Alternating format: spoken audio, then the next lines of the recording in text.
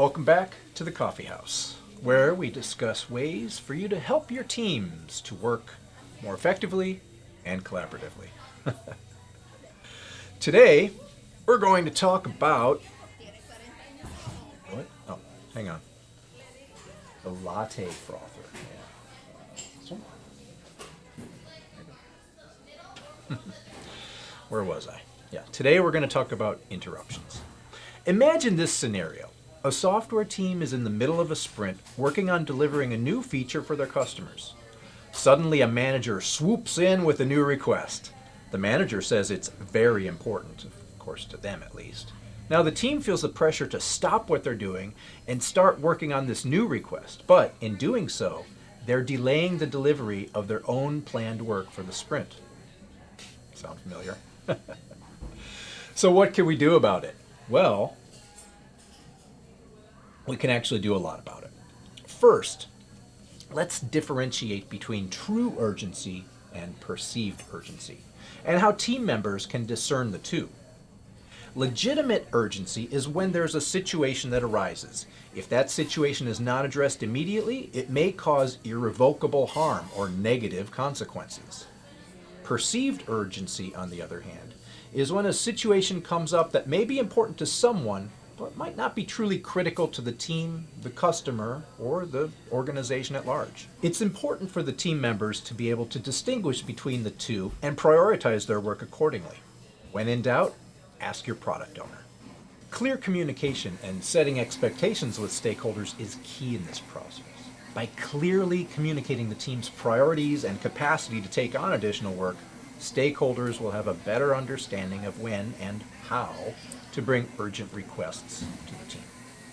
Now, Scrum team members can also respectfully decline requests that are not truly urgent, and of course redirect the requester to the appropriate person, product owner or scrum master, or the process for handling non-urgent requests. Having a clear process in place for handling interruptions and emergencies can also help ensure that urgent requests are addressed in a timely manner, while minimizing disruption to the team's planned work. Steps along these lines could include assigning a designated point person for handling urgent requests, like a hot seat, agreeing on a protocol for assessing the urgency of requests, like a P1 or a severity index, or creating clear guidelines for how and when the team should interrupt their planned work in order to address these interruptions. Some techniques that teams can use to mitigate the impact of interruptions might include prioritizing and tracking ad hoc requests separately from the planned work so that they could ensure that they get addressed in a timely manner without disrupting the team's progress. Number 2 might be holding regular interruption retrospectives to identify patterns and trends in these interruptions and these ad hoc requests, maybe finding ways to prevent them in the future. A third idea might be to maintain a clear and open channel of communications with stakeholders so that you can set and manage the expectations around the team's priorities and their capacity to take on potential additional work. And importantly, a fourth consideration would be to encourage team members to speak up when they are being interrupted, and redirecting those requests that are not truly urgent.